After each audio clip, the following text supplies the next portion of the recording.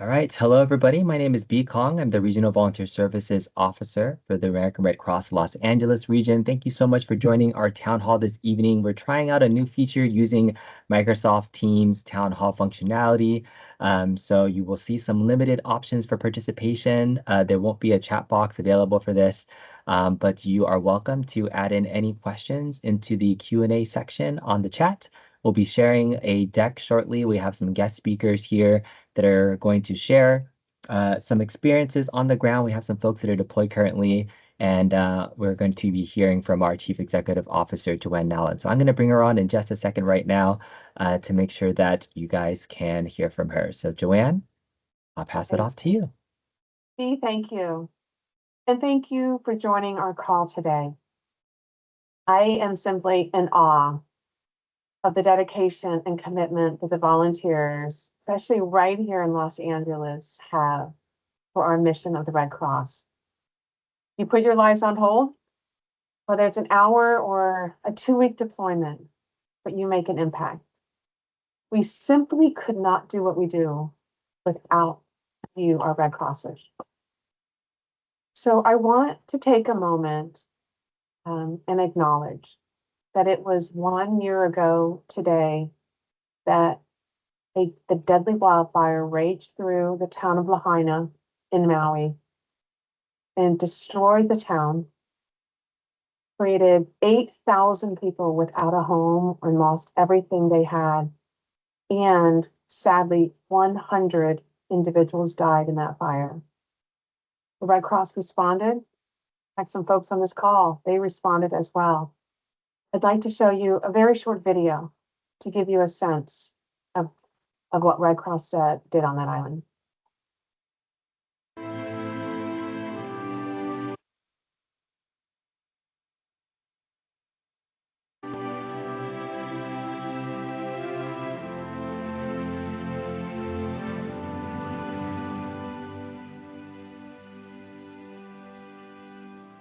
It's devastating. It's devastating to our people, to our culture.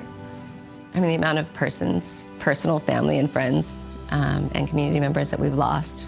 Our home did not survive, so there were actually 10 of us living in the home at the time, and when we evacuated, we actually got separated. Ya no veía nada, ya no, el humo ya era espeso, no podía respirar, o sea, fueron momentos muy difíciles. We knew that living in hotels wasn't ideal for family living, so we came up with the Host Family Program, and we approached Red Cross with it and said, hey, you know, this is unique to Hawaii's culture. It's about caring for one another. It's the spirit of aloha. We see the Red Cross on TV, you know, and on the news, and you know of the Red Cross. You donate to the Red Cross. You don't actually ever expect to need the Red Cross. At the peak of the program here on Maui, we had over 8,000 individuals. With our financial assistance, we've touched over 13,000 people. What we're seeing is a tight-knit community that's been through a lot, and they're looking for their next step. I actually grew up in Lahaina. I went to school at Princess Nahianena, graduated Lahaina High School. When the fires hit, I knew that I wanted to do something a little bit more in the intermediate and long-term, directly helping with the recovery efforts with the Maui fires. So having partners that understand recovery, like the American Red Cross, is important for local organizations. I find that Red Cross's support of our community-based approach, our creativity in how to support our community, has been really instrumental in our ability to support this community. It just changed my life. And I've been really impressed with the Red Cross. And I always joke, I hope to be in the Red Cross for life, and even after this position ends, I hope to volunteer in another capacity. This opportunity came up to work for Maui Food Bank and, of course, serve everyone in Lahaina. That was a no-brainer. Prior to the fires, Maui Food Bank served about 14,000 people a month. And our data is showing that after the fires, we were serving about 35,000 people a month. The long-term recovery team, we're here for the long term to help those impacted in their recovery plan, and again, empowering them to build resilience, be hopeful. There was one gentleman that told us we were the only hope he had this entire disaster. Everything else kind of fell through. Things weren't happening the way he needed to, and just working with us, it provided hope, and that hope, comes to thanks with you all as well. I mean, we live on a tiny island in the middle of the Pacific Ocean. We have each other, and we're a very unique culture. It's been a good partnership. We've learned a lot from Red Cross. We carry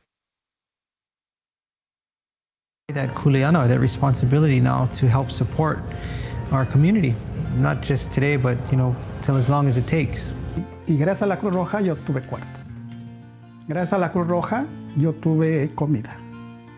Gracias a la Cruz Roja yo tuve todo lo que necesitaba, ¿no? Nos dieron ayuda, nos dieron todo. If I can get people to gather here, and I can get people to see each other here, and just share joy and talk story with each other, then Lahaina is still here.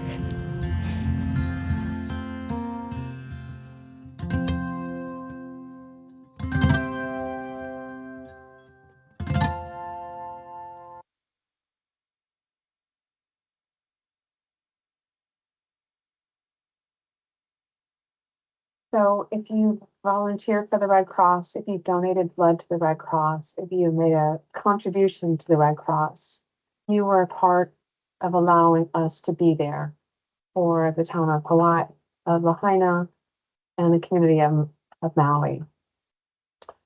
So I would now like to introduce one of our disaster program managers, Savannah. She oversees our disaster operations for the West LA chapter. And Savannah's she actually has deployed, and she has just arrived on the East Coast, and she's gonna tell us a little bit about what it's like to be deployed. Hi, Savannah.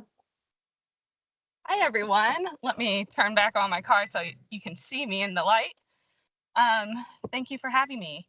So I am deployed out to DR 159, which is responding to Hurricane Debby affecting the areas of Georgia, South Carolina, and North Carolina. Right now, the focus for this DR is really sheltering and some more sheltering and a little bit more sheltering. So the teams have shelters open up and down the coast, helping respond to those clients.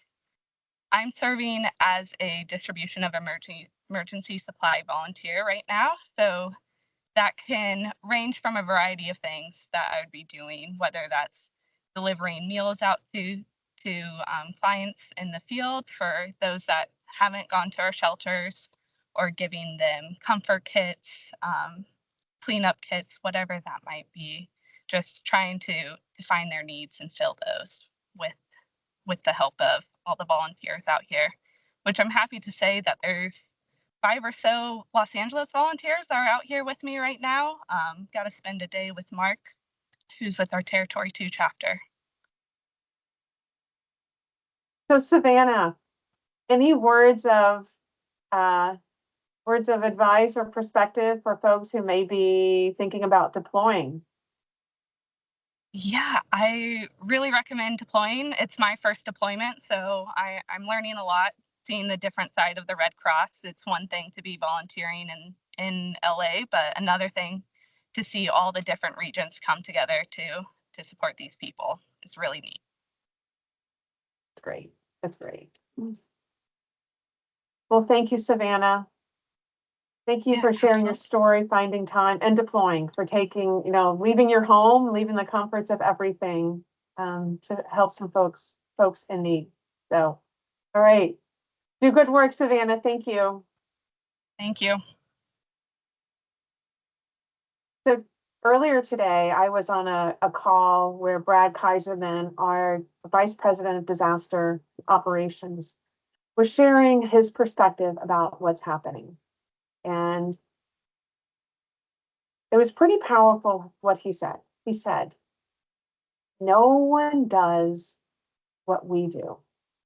No other organization, no government, no city or FEMA or county does what we do. And that is we respond to every single disaster. Whether it's a home fire, a single family home fire, to the wildfires raging in California. Because if you think about FEMA even, FEMA is an amazing partner and does great work, but they will only respond if they're given permission by the President of the United States. So with that, the reality is, as the climate gets hotter, our job is getting harder to do. We have a growing number of disaster relief operations. So when we think about our large, what we consider large disaster relief operations, about 10 years ago, we had about 3 a year. We now have, on average, a disaster relief operation where we're bringing in a lot of resources and people every 2 weeks. And we're having more disasters, right? The world's getting hotter and hotter, and that's causing 2 things to happen. Storms, we have more storms, and they're bigger storms. And for hurricanes, they're a lot wetter. They're also, because of, as we get hotter and hotter, have more drought. And more drought leads to more wildfires. And there's another connection. One of the other challenges we have, besides a lot of disasters happening now, is the impact on the nation's blood supply. I'll tell you a little bit in a minute, just a little bit why this a hotter world is creating problems for the blood supply. But we also, with everything increasing, the one thing that is decreasing is the amount of time between these disasters, meaning clients have less time to fully recover. So here's a perfect example. You may recall last year there was a hurricane named Hurricane Idalia. Hurricane Idalia made landfall pretty much the exact location that Hurricane Debby made landfall in Florida.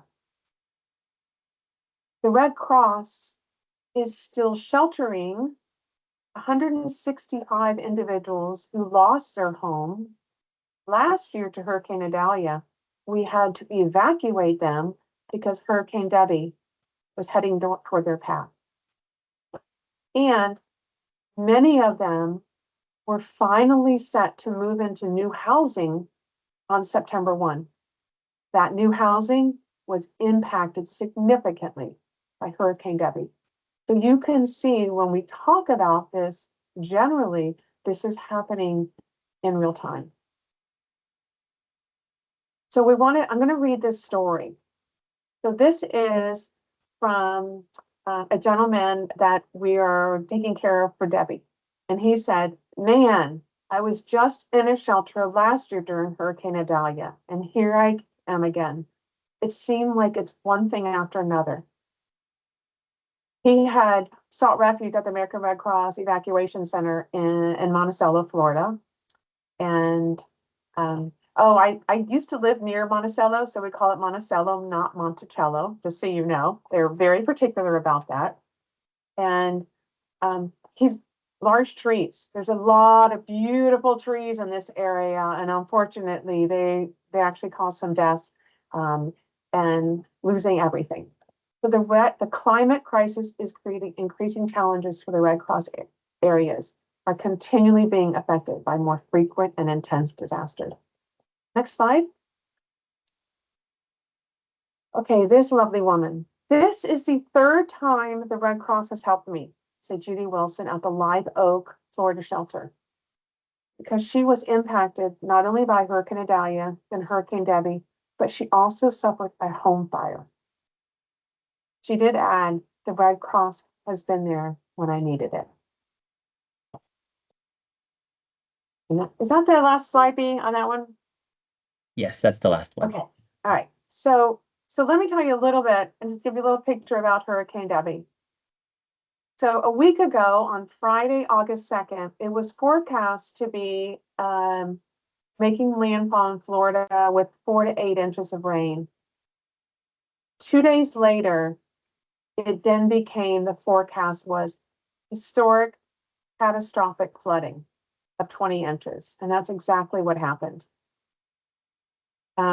Sunday also was when the LA region was, and regions across the country were deploying volunteers ahead of the storm.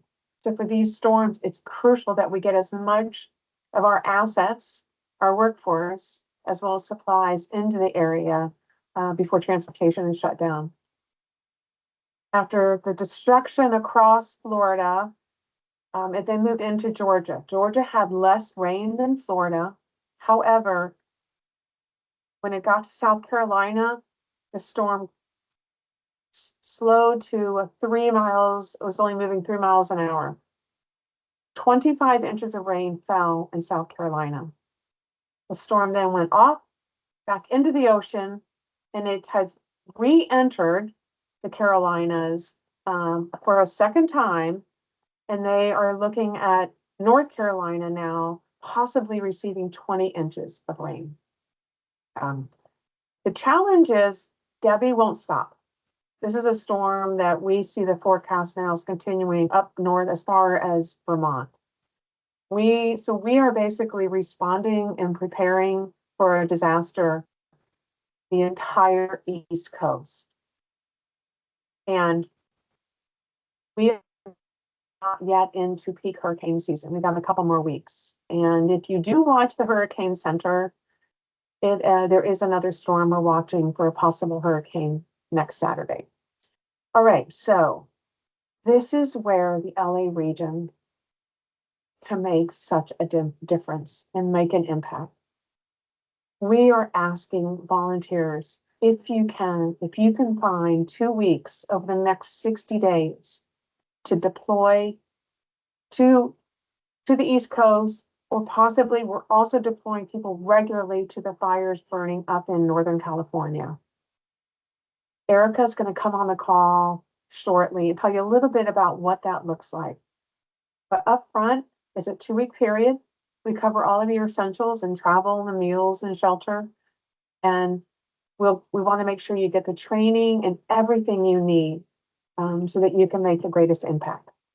So we're really looking for peak time the next 60 days, but it could be looking further out and further out. So my message is get trained. So I talked a little bit about 2 disasters that we have. So we have these disasters, right? We have the hurricanes and the fires. We also have at the same time a blood shortage. And here's where the intersection of those 2 things happen with climate crisis. 1, more disasters. Every blood drive from Florida to Vermont they're going to be canceled all along the way because you can't have, right? You cannot, it's not safe to travel. So those are every day, every single day, planned blood drives that we were counting on to meet the needs of our hospitals is not happening. The other challenge that we're seeing with this heat is that there's heat waves. In fact, 50% in July of Americans were under a heat alert. This also impacts blood drives where they can't do the blood drive or they're unable to get the room where the blood drive is going to happen to a safe condition, air conditioning. So in addition to the disasters and the heat, this is also a slower time for us for collecting blood because people are, they're getting ready to go back to school or they're finishing up their vacations. And the reality that we aren't able to collect as much from schools. So my ask for you today is think about, would you be able to deploy? Or could you maybe support one of our other initiatives so more of our LA region folks can deploy so we can still maintain the base of volunteers here? And consider giving blood. If not, encourage your friends who may be eligible. But I want to go to Erica. She's our regional disaster officer, and she's going to talk to you a little bit more about deploying. Erica? Oh, I'm sorry. Thank you, B. Wait, can you bring that up? We're going to put these in the chat. These are some media posts. So any of you guys on Insta, Facebook, LinkedIn, this would be great if you could share this story and encourage folks to give blood. I've signed up for this Sunday, so I am ready to do my part. So Erica? And we'll be sending out this deck with all this information afterwards. It may not show up there. Okay, go ahead, Erica. Okay, great. Thanks, B. Good evening, team. First of all, I just want to say on behalf of the Disaster Cycle Services team, thank you to each and every one of you. Thank you for everything you already do and for sharing the commitment to serve the mission. So I have the opportunity to talk about deployment and talk about some facts about deployment. So deployments are typically 14 days. And those 14 days, that's an opportunity to make these impacted communities your own, because they need the help. And you're coming in and making this community your own. The Red Cross pays for assigned workers lodging and essentials like travel and meals while deployed. We have a wonderful disaster workforce engagement team that will walk you through that and make sure you have everything you need in advance before you are sent off. You can only deploy if you have the appropriate training. And that's what we call a GAP, a group activity promotion. So we will also provide you the information that is needed for you to be trained and ready to go. Positions range from entry level to more advanced positions, depending on your training and your past experience. So don't worry. If you feel you might not have what you need to deploy, we will make sure we provide you with what you need to deploy. We will provide you with the appropriate training. Many GAP training curriculums consist of trainings that you can go at your own self-pace. Most trainings are online. There are some virtual and in person as well. If you already have a GAP and you're ready to be deployed, which is wonderful, update your disaster responder availability on your volunteer connection profile. So my call to action is, if you can deploy, please deploy. Today it's Debbie. You heard from Joanne. There's another hurricane on the horizon as well, and there most likely will be one after that as well. There are wildfires happening. There's an opportunity to deploy right now. We need you. And you can start tomorrow morning. You can join us. There is a deployment information session happening virtually from 9 a.m. to 10:30 a.m. And if you'd like more information, if you're just interested, if you have an inquiry, if you can deploy in the next 60 days, as Joanne mentioned, please email deployla@redcross.org. So thank you, everyone. I know it's a commitment. I know it's a big ask. We wouldn't be asking if we didn't need you, if the people didn't need you. So thank you. I appreciate all of you. B? And that concludes the end of our formal portion of the town hall. We are trying some new features out in Teams. Thank you all so much for joining. There's about 58 total people here that are listening to this. Thank you, Joanne, for those inspiring words. Thank you, Savannah, for joining us all the way on the East Coast. I see several staff members that are joining us backstage as well, too. We really do appreciate everybody putting their efforts into this, volunteers, employees, partners. And it's what can you do today to help out tomorrow? All of us are planting seeds. We know we're not going to get to the end goal right away of getting more people deployed, but each of your influence is really going to make that big difference. If you have any questions, we'd like to put it into the Q&A formal section. There is a Q&A section that you can type a question. So we'll hang out for another couple of minutes or so to answer any questions if you'd like to type it into the chat or into that Q&A formal section. Otherwise, we will ask Joanne to say one final thank you, and we'll end the call. So we'll just stand by for some questions. And if you want to say one final thank you, Joanne, I'd love to hear from you. So I want to share an experience I had. So before I came to the South Florida Red Cross. And I was about 4 weeks into my position, new to Red Cross, and Hurricane Irma made landfall, devastating at the west coast of Florida. And it's overwhelming because your friends, your neighbors, your own, there's no power, there's flooding everywhere. It was across the state. So as Red Crossers, you ask everyone, Red Crossers, the local, we're pulling together. It's exhausting because it's your own, it's very personal for you. And then to quickly see cars after car after Red Cross vehicles showing up from all over. I remember I met someone from Los Angeles, California. He's my friend here now. It is so inspiring. So I know, of course, the work for the clients, but for the local Red Crossers, it's a change. It's a deal breaker because you're like, I can do this. Oh, I'm not alone. I have the support of the entire country. Everybody comes in, they're fresh, they want to help, but they're also trained. They also know exactly what they need to do. And I've deployed multiple times and I see it time and time again. The impact that you have. Just take a moment when you're deployed and how you doing? Yeah, I'm here for you. We care about you. So I am grateful. I'm grateful to be a part of an organization that has such a rich history of engaging volunteers in such a meaningful way.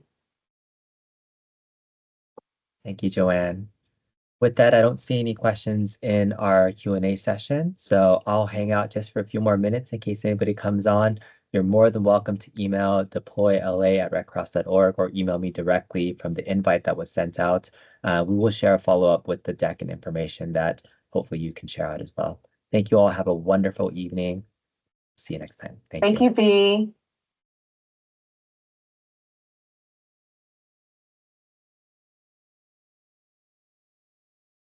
Thanks, Savannah.